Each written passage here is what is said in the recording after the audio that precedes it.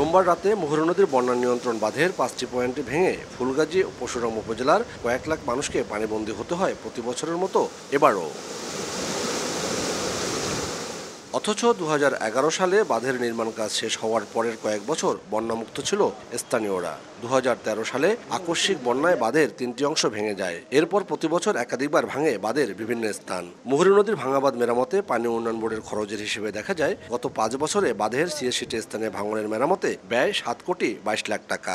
ভাঙার পর 9-6 করে মেরামতের দিকেই অধিক মনোযোগী তারা। কিন্তু ভাঙার কারণ অনুসন্ধান করে স্থায়ী সমাধানের রহস্যজনকভাবে উদাসীন পাউবো। ফলে বছরের পর বছর বন্যার কবলে পড়ে অবকাঠামোগত আর কৃষিতে শত কোটি টাকার ক্ষতির মাসুল গুনতে হচ্ছে স্থানীয়দের। চুলার মধ্যে রান্না করতে পারতেছি না, চুলা উঠানে চলাচলের রাস্তা নষ্ট হয়ে গেছে, এখন আমরা চলাচল কিভাবে করব? কাজ করছে বলে আমার বুদ্ধির বয়সে আমরা জানা নাই। কষ্ট আমাদের মুরব্বীরাও করে গেছে, আমরাও করতেছি।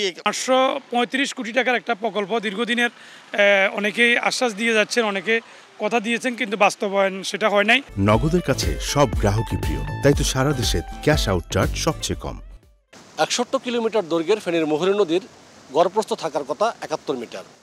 অথচ দখল এবং ঝোপঝাড়ের কারণে নদীর বেশিরভাগ জায়গায় তা রয়েছে মাত্র 35 থেকে 40 মিটার।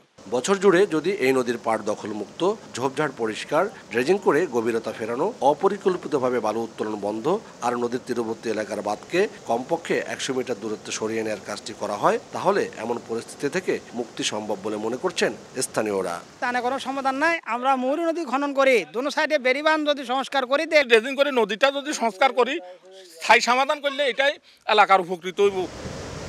সমস্যার কথা স্বীকার করলেও সমাধান করতে পর্যাপ্ত অর্থ বরাদ্দ পান না বলে জানিয়েছেন পাউবোর এই কর্মকর্তা। বাজেট যেটা আসে সেটা তো আসলে এটার জন্য যথেষ্ট নয়। দীর্ঘ বাঁধের জন্য আসলে স্থায়ী সমাধান হচ্ছে এখানে নদীর ড্রেজিং করা আর নদীর পাড় থেকে একটু দূরে বাঁধগুলা নির্মাণ করা আর কি।